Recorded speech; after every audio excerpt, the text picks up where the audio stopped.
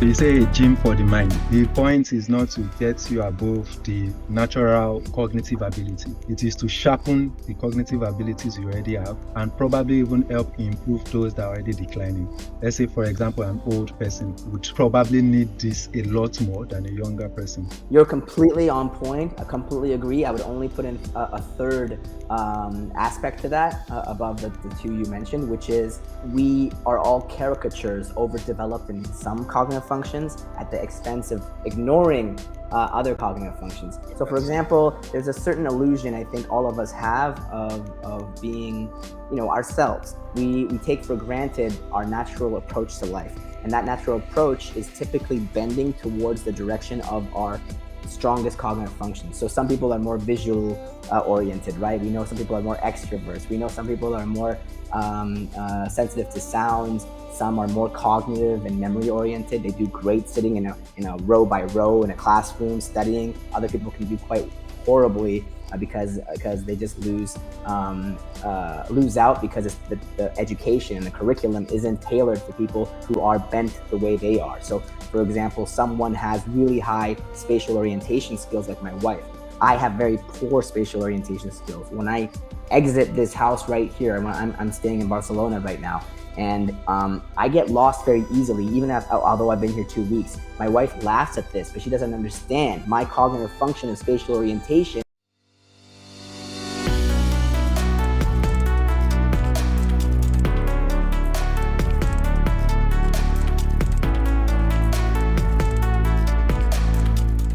Hello everyone, this is Babatunde Fatai, the creator of XR Class podcast and an XR software engineer with about 5 years of experience in the industry. I am naturally inquisitive about the emerging technologies and philosophical matters. Welcome to XR Atlas. XR Atlas podcast focuses on exploring XR and Metaverse technologies to better understand how these technologies are shaping the collective future of the human race. Episodes include conversations with enthusiasts, developers, designers, and leaders in the XR industry to better understand their unique and diverse point of view. With the advancement of extended reality technology and Metaverse technology, the digital world is expanding at an alarming rate.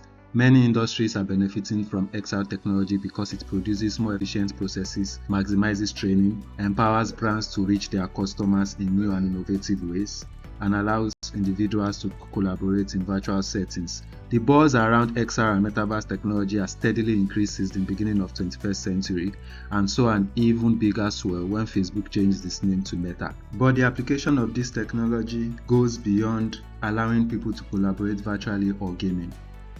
This episode of XR Atlas podcast focuses on the mind, how immersive technologies can be applied to improving human cognitive abilities, the sort of influence these technologies could have and have had on our individual and collective consciousness, the amazing research and work happening in the space, and why they are so important.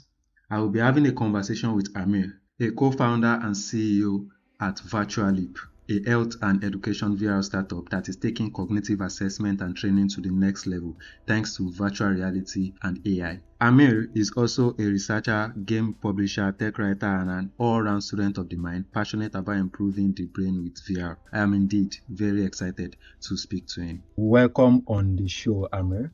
Thank you so much for having me. I'm excited to be on this podcast with you to discuss everything virtual reality and hopefully even outside of the realms of technology, what it relates to in terms of human perception and consciousness. Before we touch Virtuleap and every other thing, can you give a bit of introduction about yourself so those listening would orient themselves towards it? I come from a family, originates from Iran.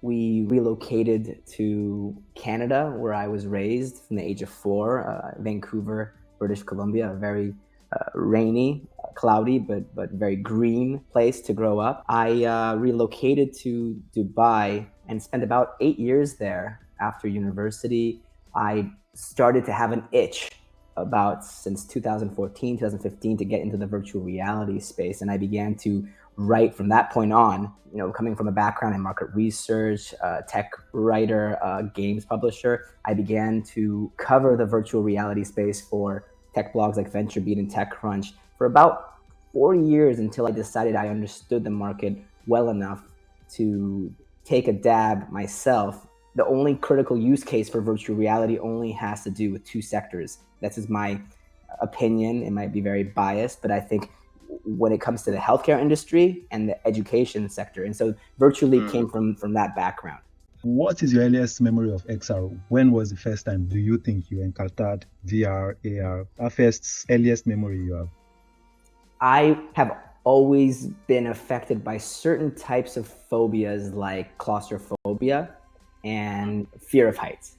And particularly the fear of heights is an interesting one. And when I had been exposed to a very early concept of a virtual reality simulation where I could actually be on a very tall top area, and in fact, I was flying with wings, that was triggering my phobia of heights. And yet I was able to go from a moment of panic to, with a little bit more exposure, I was able to actually perceive my ability through VR to decrease and lessen my panic, my phobia.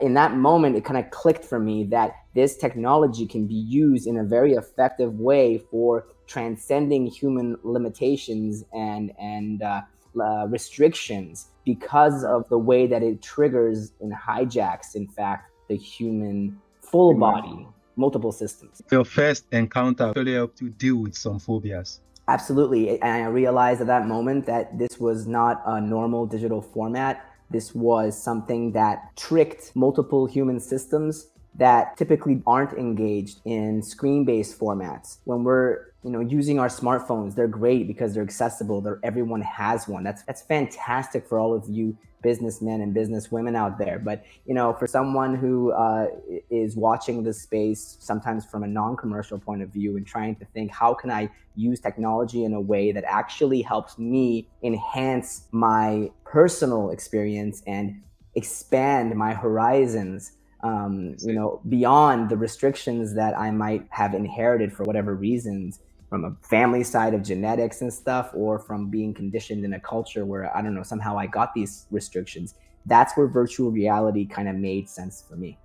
Was that when you figured that because this could help me, I could apply that and at least impact as many people as possible? Was that when, or you had to go through a journey? I think it was the journey of writing, dozens and dozens of articles for VentureBeat and TechCrunch, interviewing various experts in the virtual reality space that were using the technology to be applicable for, let's say, games, fine. Escapism, entertainment, great. But then when I started covering particular creators that were applying it for therapy and for pain management and for treatment of exposure therapy for a fear of spiders, I started writing more and more there. So I began writing generally speaking across the sectors, and then I started honing in much, much more into where virtual reality did have a therapeutic application, or one which still is therapeutic, but it's more on the education side and the training side. So it really was journey, I think. You co-founded Virtuleap. Can you give us a brief about how that began and what Virtuleap does? Sure. I even launching Virtuleap and what it became eventually was a journey in and of itself, and I think that applies for a lot of startups out there. But with respect to my journey, we began actually in 2015 to launch a WebXR hackathon platform that we were partnered with organizations like Oculus. Well, now they're calling themselves Meta. A lot of these different organizations like Mozilla that had different applications for VR. And we were doing hackathons, and we were having creators produce and develop content and design content across different themes that we were interested in on the education and healthcare side, right? We were trying to crowdsource different ideas of what people were thinking were the best and easiest ways to do it, kind of selfishly from the point of view of using it as our own kind of incubator of ideas to figure out what we wanted to do as a startup altogether. And ultimately that led to, about 2 years later, late 2017, us brewing up the initial idea of Virtuleap as a cognitive VR solution, and launching the company officially in 2018. It's quite interesting that you were involved, you organized a hackathon in 2015 around WebXR because those were Right. very, very early times. And it's awesome seeing that you were doing certain works around WebXR then. You could go back and see some of the articles I wrote around that time. I think I wrote at least 8 or 9, just on WebXR, on WebVR. It was really a controversial period for me when I was writing these articles because I got kind of emotional about it. I was looking at WebVR as being the idyllic way that virtual reality as an ecosystem should kind of evolve. It just seemed like the walled garden approach that was being taken as the primary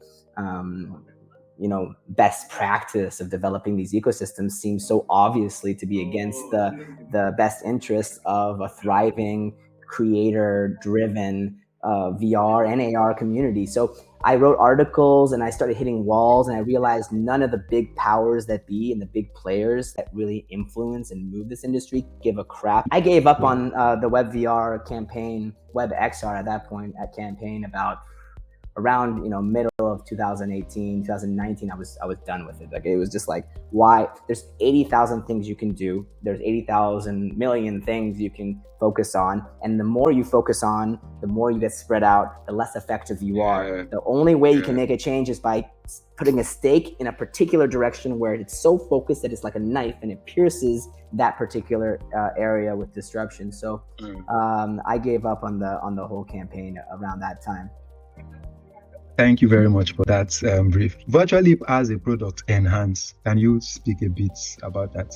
We began creating algorithms that could, perceive or detect and measure the translation of physiological kind of data or physical data like movement, postures, shaking, tremors. We wanted to translate those kind of data points that were really, really new in terms of VR devices being able to collect them by default.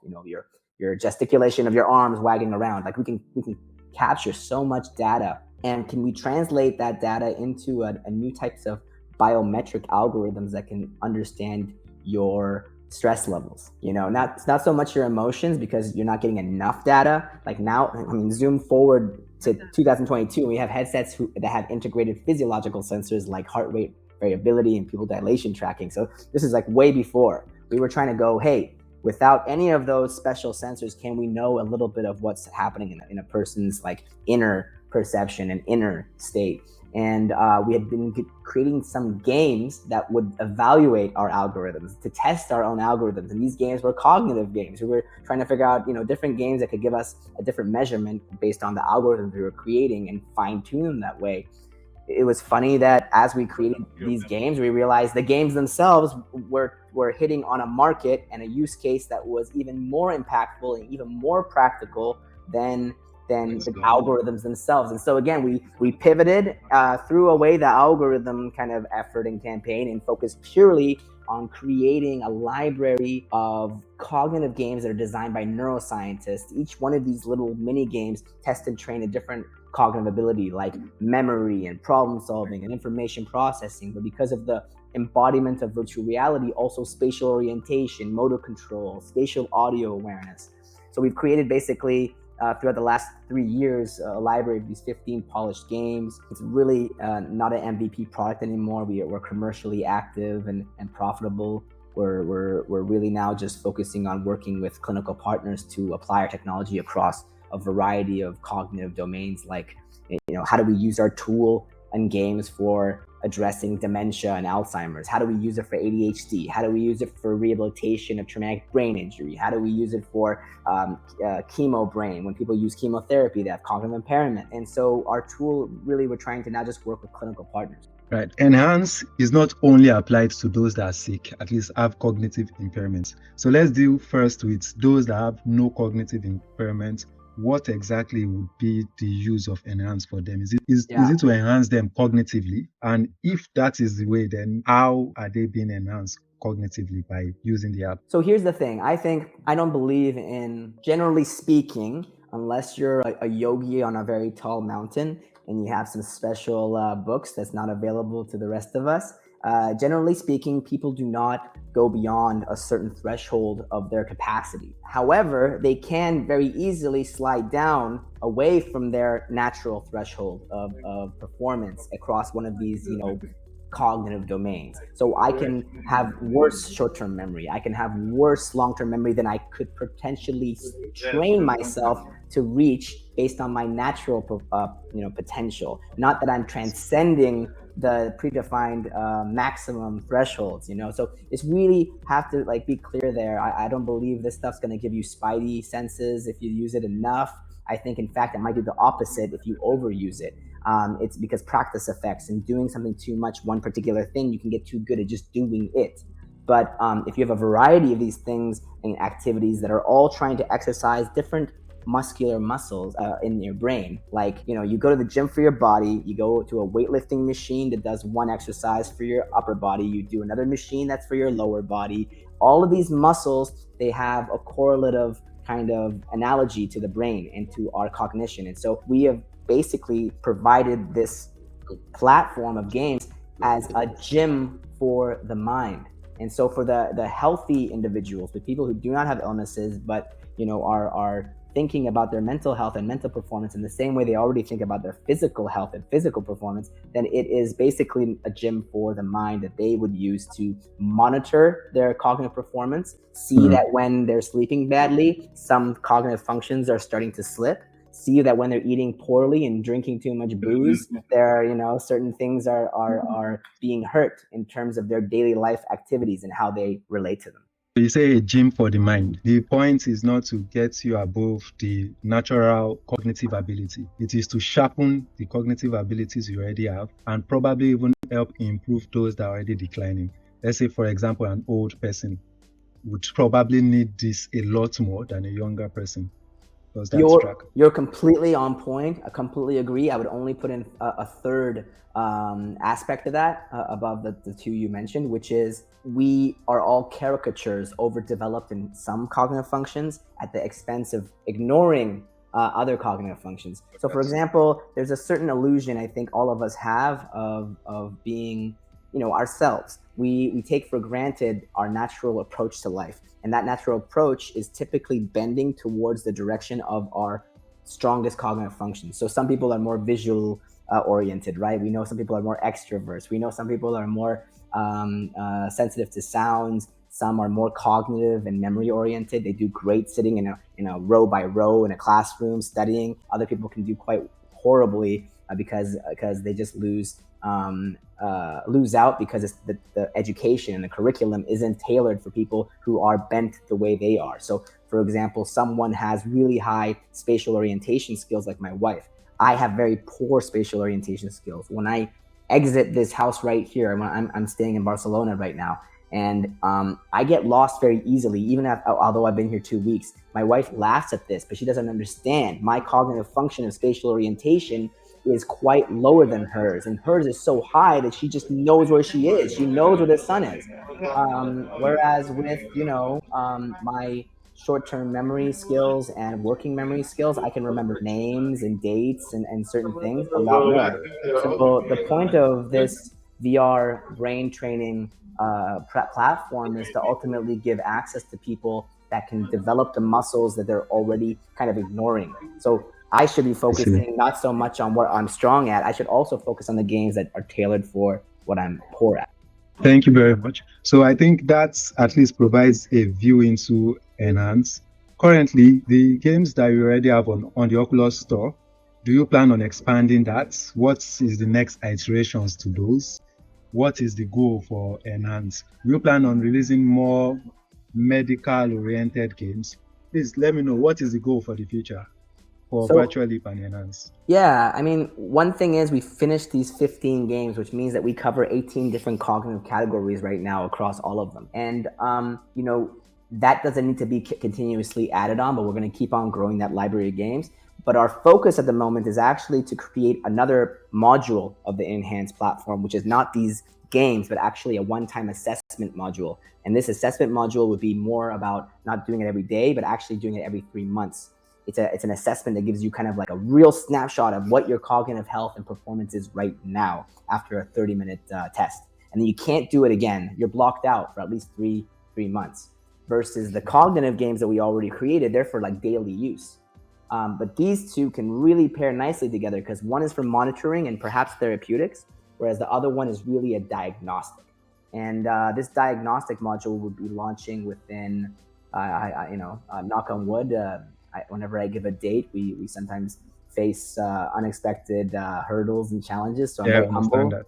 But hopefully by the end of this year, we'll launch a very polished version of this test that will then go through clinical studies and feasibility studies with some of our partners in order to show that this is really an effective assessment tool. What would you say your biggest barrier has been in creating such a software solution like Enhance, for example? What is the greatest barrier, not just as a VR solution, but as a cognitive enhancement solution? Whenever you have a company that is applying an emerging technology to the healthcare system or the education system, these are two sectors, these are two industries that are the most notoriously stubborn to any change, any innovation. However much people like to talk about innovation in general, I don't think people like innovation. They like things that enhance their current pleasures. You know, anything that makes their life more comfortable is what they call innovative. But when it's actually innovative in the sense of disrupting a status quo, disrupting an actual system of infrastructure, the way people are usually accustomed and have lots of habits, all structured towards, decreasing friction constantly and thinking less and being alive less and being conscious less. I'm being really negative here, but my point of view is typically people love to go in the least line of resistance, and that's what they want to do.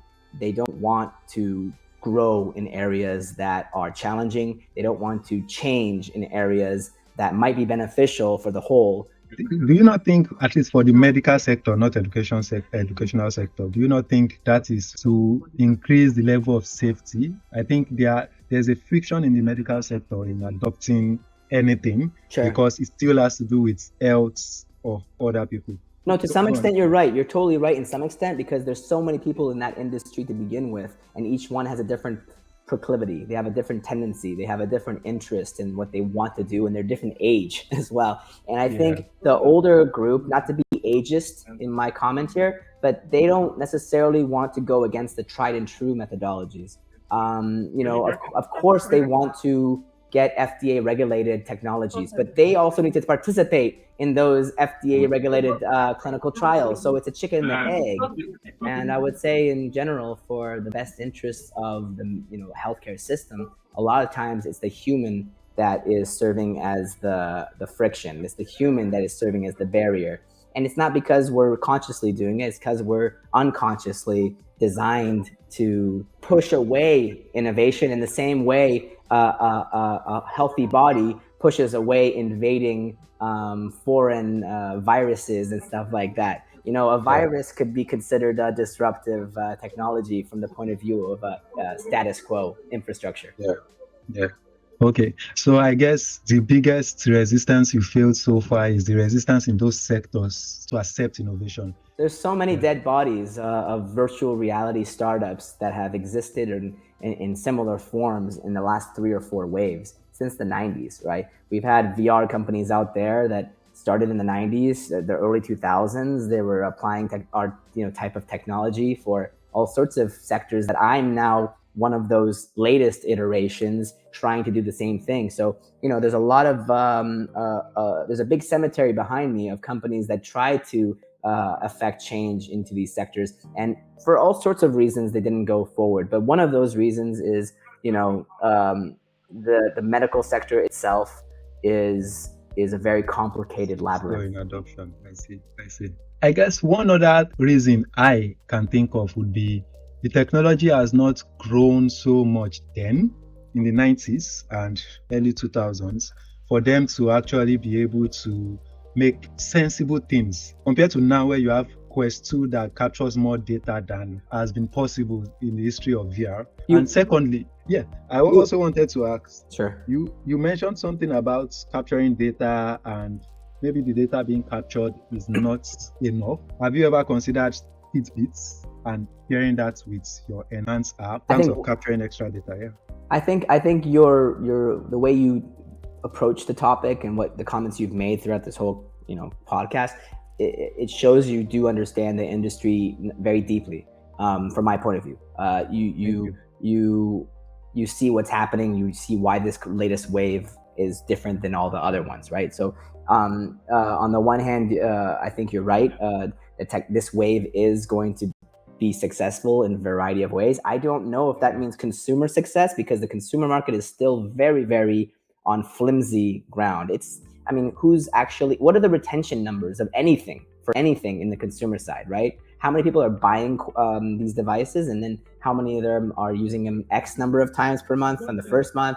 How is it going in the second month? What's it like after a year? No one gives us any details like that, which we do know for the mobile world and stuff, because they are afraid to tell the truth at the moment, because it's still just emerging, and it's not mainstream. But when you look at the B2B side, when you look at the healthcare side, when you look at the FDA having created a category dedicated a couple of years ago to VR in 2020, I think it was March 2020, the FDA created a category called medical extended reality, because they found the critical applications of VR for pain management and phobias, for example, and mental health disorders. That was like solid stuff. So the FDA created a category for it. But when people talk about VR, they talk about it as one thing, and they loop in consumer and business together. I think on the B2B, on the healthcare, on the education side, it is not going anywhere. It is being adopted. There's thousands of studies worldwide on showing the validation of VR across all those areas. So VR is here to stay. It's mainstream when it comes to serious use cases. But when it comes to consumerism and escapism and entertainment, that's something that will be continuously pushed by Meta and all the big players with a lot of marketing cash and a lot of dollars. And I don't know if that's going to be stabilized until at least 3 years is being really very generous. Very generous. But imagine this, all the money that's being spent, and it's not mainstream. That means they're only losing money for at least 3 more years, probably. Okay, fine.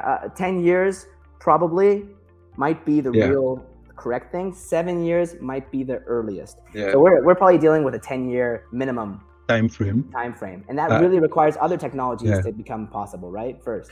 And it also requires these big companies pumping enough money into R&D to crash the consumer hardware price as much as possible, because even here in Africa, it's very hard. You just talked about how hard it is consumer-wise globally. Talk less of Africa as a continent itself. It's very rare to see people that actually own a VR headset, which is why I took XR very serious, because almost everybody has a web browser, and at least you can deliver their experience on the web. But something like yours would not, I don't see web working that much, because they need to concentrate on what they are doing, and enough data needs to be collected, and the web will not be able to. I don't think the web will be able to deliver. I think the VCs out there should be talking to you.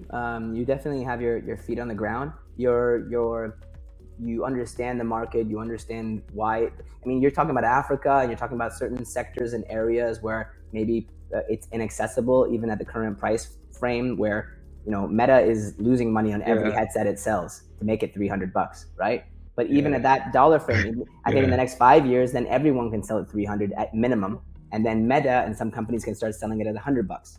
And then you're talking, right? It's getting a little bit more accessible. Hopefully the economies in some of these countries are also, in the next 10 years, grows in certain ways, enabled. Maybe they can create subsidized models as well, But you're right, WebXR and WebVR is ultimately the way that you make it mass available across mass creators, including DIY creators, where they give you how to put the right components together to make your own headset without a brand price trigger on it, right?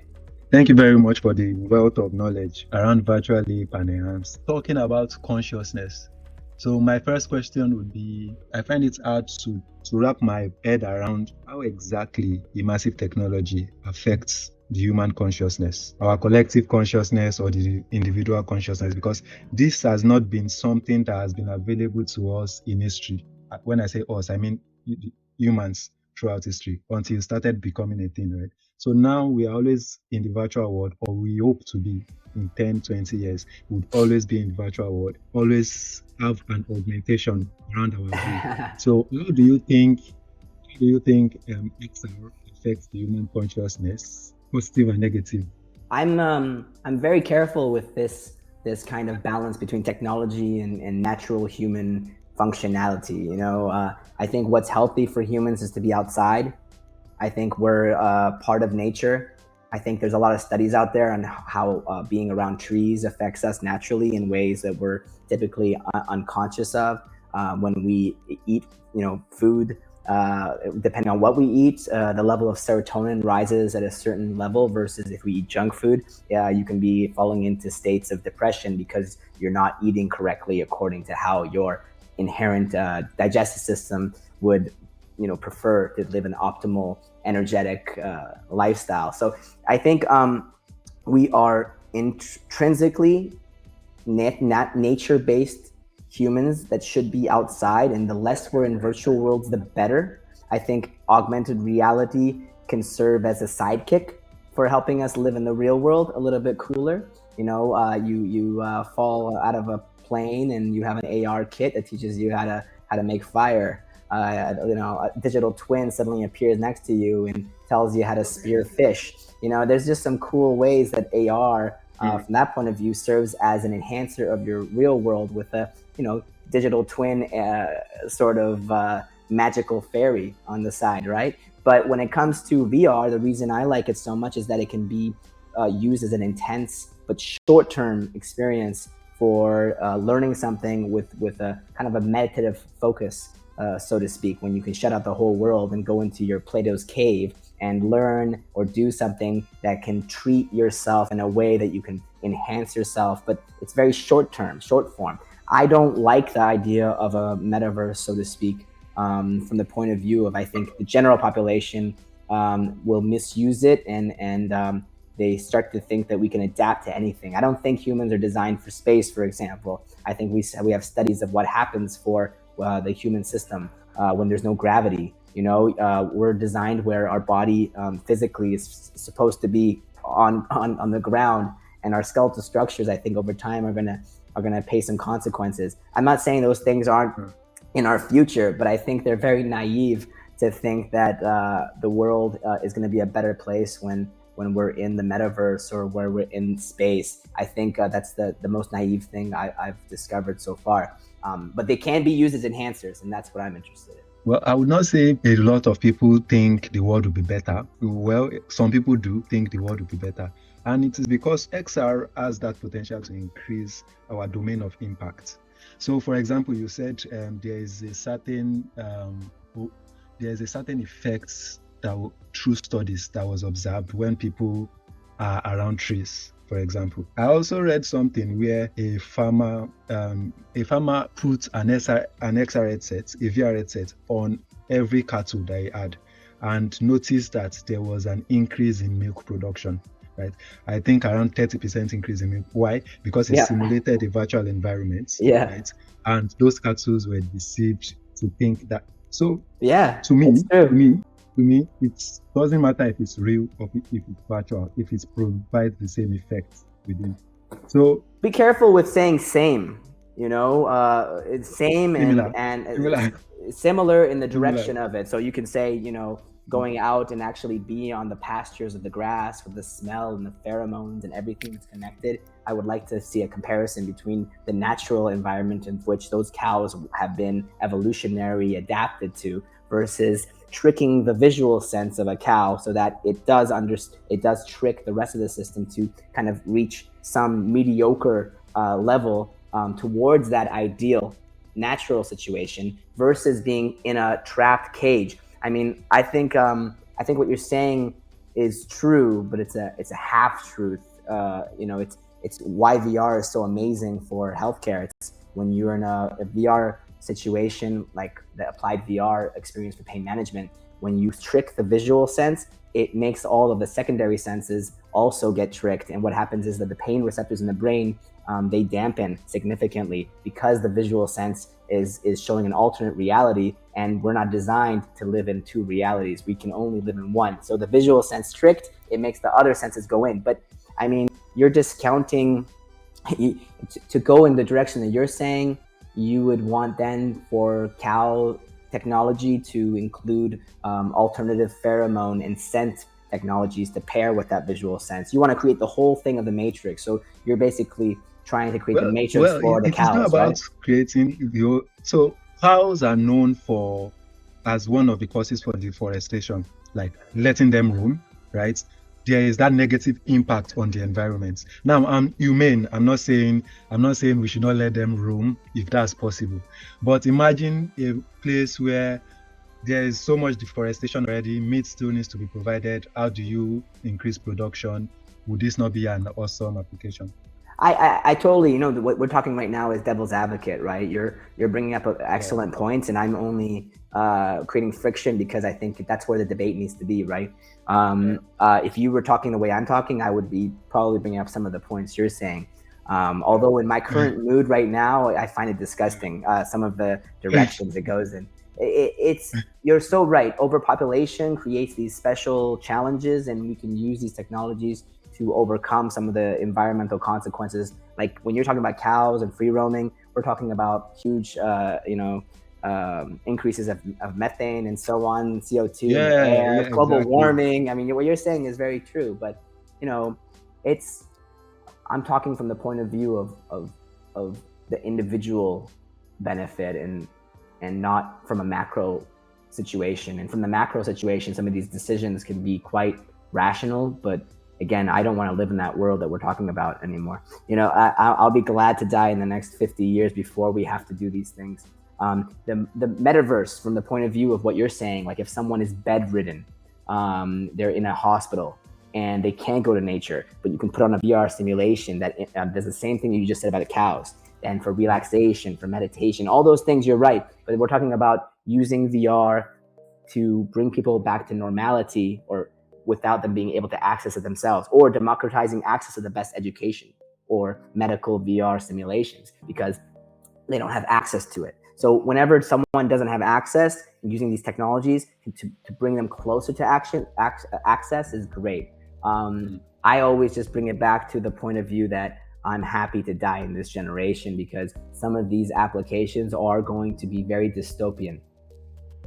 Yeah, I think the important feature about humanity is we learn as we go. So cars started somewhere.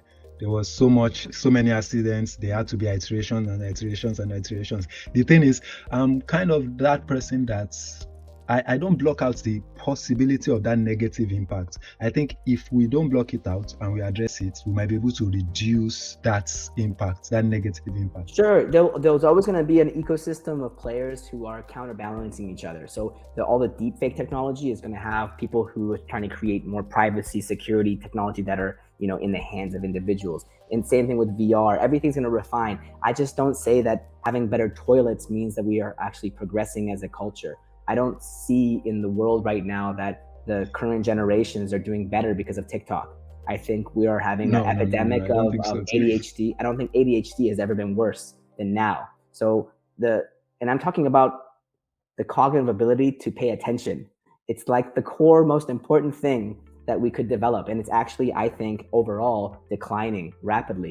So from the point of view of human beings improving stuff, I don't at all believe in that. I do think we are refining things from the point of view of Disney. What is that, Wall-E, where you got the obese humans who have lost their skeletal structure because they're just being like, there's a certain aspect of that, and I'm only bringing it up because of devil's advocate, but you said progress and you say humans refine things, and there's a positivity and idealism in there that I just don't share, because it does exist with some humans, but in general, I think we're not going down the path. I think you'd be hard pressed to create a paper statistically using real facts that shows that we have progressed. We progressed with hygiene, we progressed with food production, we progressed with medical technologies, but morally speaking, I don't think we've progressed more than 5,000 years ago. There was always different types of psychographic profiles, and I don't think we're in a better position right now.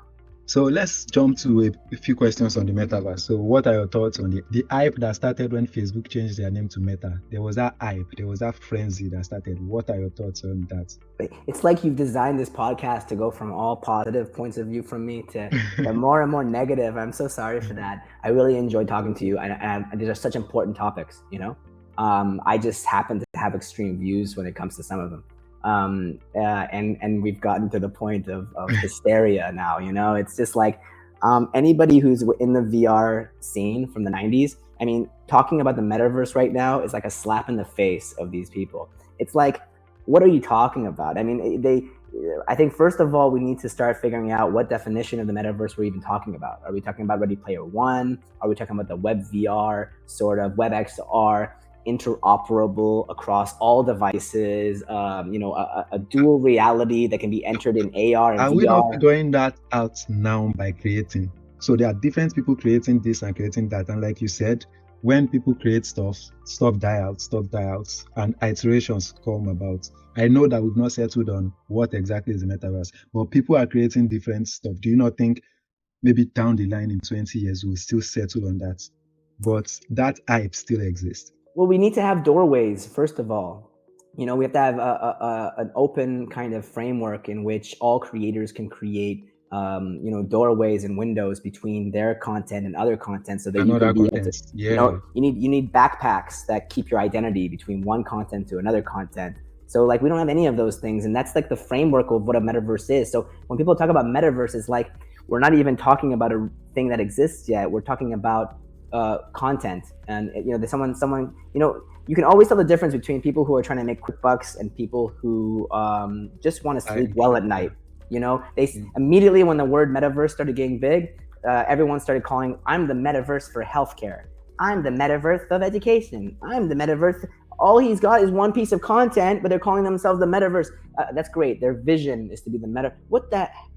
You can see my blood pressure rising right now. Okay, can we just chill out for a second? Yes, the metaverse is this very big concept, and let's move towards it. However, there is no metaverse right now. There's walled gardens here and there, and some bigger walled gardens, and there's some smaller walled gardens. So do you think the way we can get faster to what a metaverse actually is through unification of all these separate platforms? They need to unify and get their story straight. They need shared best practices of how do they interconnect each other, and there has to be an acceptance of a mass number of creators that decide to take their disparate and various types of content created with different frameworks, different styles, but they're interconnected with the same kind of connections or bridges. And then I'll say, okay, there's a mini metaverse. Okay, we got a mini metaverse. It's Janus VR, if you know them from the web VR scene back in 2013, 2014. I'm not even sure if they're around still, but Janus VR was a really good example of a mini metaverse being built. They're still creating their own engine for it. You would need something that has all the different engines can be interconnected as well. So the more you have connections and bridges between different creators with different philosophies and all accepting one another, and they're not having to be forced to use the same payment channels and stuff, all that decision making is themselves. It's just I think that would be harder to achieve because they are also, not all, but most are so profit oriented and trying to carve out a market that they should not be carving out. So there's Facebook trying to create its own metaverse ecosystem, and this other person trying to. I think it's just, at least from my own point of view, one of the core drivers of that would be they are so profit oriented, forgetting the goal, if there's any goal. I just, the more people are in a group, I usually think the less smart that entity is. The bigger an organization is, the more the human spirit becomes diminutive. It's no longer as conscious of itself and changing itself and wanting to change itself. The more laws that entity is under to keep it kind of less and less conscious, the bigger it gets. So the smaller the group, obviously based on that logic, the smaller the group, the smarter that group can be, especially in that group recognizing that it's not doing something in a good direction anymore and it needs to change its habits and change itself in a different direction authentically, not to appease stakeholders and shareholders and markets. Okay. Okay. So Yeah. I agree 100% with that. 100%, right? But still, I still need to be a devil advocate to that, Yes. which is the bigger you are, you can get things done, just like Yeah. Facebook Sure. is getting things done currently. Yeah. If you were small, if Meta. Facebook were small, then You're right. yeah. You're right. You're right. But that's not. You're totally right. Meta. If it wasn't for Meta, we wouldn't even be having this conversation, right? Um, Having a voice like mine or yours is a luxury in the context of them having created the market, or not created the market, but kept the market from dying again. If there was no Meta, or if they decided 2 years ago to have shut down their experiment in this direction, we would not be having this conversation, right? Maybe some later period, something from China would come out, with ByteDance and stuff. But maybe ByteDance wouldn't have done that if it wasn't for Meta, So it's a luxury. They make the decisions. They make the market. They decide that they want to now charge 50% on creators, and we have to do that. They decide those things. But there's an Orwellian side to all of this that we have to keep in mind the whole way through. Respect. We have to acknowledge that. Yeah. We have to acknowledge that so that we walk towards not. Well, it's so hard not seeing our trajectory ending up that way. At least with our current trajectory, I think we might end up in an Orwellian society. I hope not. But with this trajectory, we need a lot. So what's your thoughts around the ethical responsibilities XR and Metaverse companies should have towards their users? For example, you do have a product, Enhance. So what sort of ethical responsibilities did you have to carry out to make everything make sense? Well, you have to give layers and layers of consent up front. You have to be giving layers and layers of transparency up front.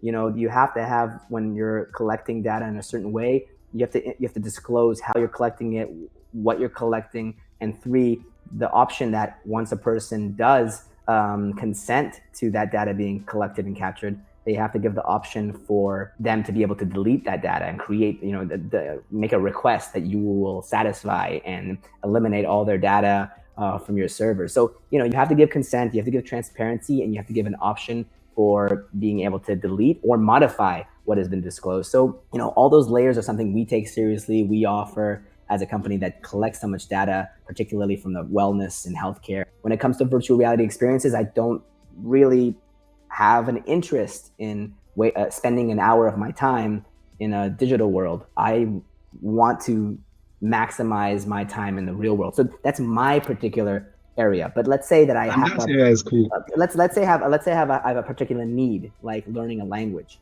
and I'm not in that country. Now I can go into the metaverse. Okay, I'm not going to use that word. I'm going to open a VR application that offers immersive experience of being in Barcelona, but I'm in Vancouver, but I'm in a Barcelona or Spanish realm of being immersed in Spanish speakers, like where I can physically feel embodied in that experience. So then that's a purpose-oriented use of something that exists in a virtual reality environment that I find useful to enhancing something that I want in my real world to enhance. So your current use is purpose-oriented and not social-oriented? Not yet. I think when I look at those social worlds right now, they seem quite gimmicky. Yeah, you're right. I don't really see most people that I know in the real world don't use VR. Most people I know in the real world, I'm not rubbing shoulders constantly with people who are VR creators. And even the VR creators I know, they're not using VR all the time because they're creating with VR all the time. So those are the people I know. They're using it in a very dosed way. That is usually productive in its value. I know there's lots of people out there who are using it for all the games and entertainment. I'm not one of them, and I don't really know any of them personally. However, once things evolve, let's say in 5 years from now, and there are conferences in VR that are less gimmicky in terms of your avatar, showing the facial tracking and showing the movement and the eye track. That once it gets a little bit closer to, a lot closer to the capacity of being able to meet a person in real world, then I'm going to be using it much more. It's just currently the real world is a far more advanced place. One last question. What are some hopeful futures you see? We've heard a lot of not so hopeful views, but let's say you thought about it critically now. What is that hopeful future you see both for the metaverse and XR in the next 50 years, 25 years? What is that hopeful thing you hold on to that? Even with all the bad things that could happen, or these things around metaverse and XR. We can be walking around in the next 20, 30 years in a very clean and spotless environment, with a couple of digital lenses on our eyes that colors it in the way we want it to be colored. We can personalize our worlds. We can be able to create maximum accessibility. If we prefer certain things but not other things, we can tone it down, bring it up. Everything can be maximum comfort for people based on their preferences. A lot of conflicts would disappear, I think, in terms of interpersonal kind of relationships in certain contexts. Democratizing access to the most amazing content in terms of educational content for kids, for the youth, I think is one of the most important things of all. Is how can we disrupt the education system where, with the help of AI, we can be able to maximize the understanding and access to the most high-tech knowledge to anybody, regardless of their wallet size, in whatever geography or background they come from. They have access to the bleeding edge of everything. I think that's the beauty of what I find, in our youth right now, especially in places like North America and Europe and Asia, everywhere. I think we just don't have a level playing field in terms of access to the best education and the best healthcare. So it shouldn't be financially oriented, and that's what we are right now. I think we're going to move away from that in the next 30, 50 years. Thank you very much for creating time to come on the podcast. Thank you it was so much. Nice, very nice speaking with you. Really appreciated the conversation and tolerating my wacky views. Take care. Have a great day. That was the end of this episode of XR Atlas podcast, where we talked about improving the brain and mind with the use of immersive technologies.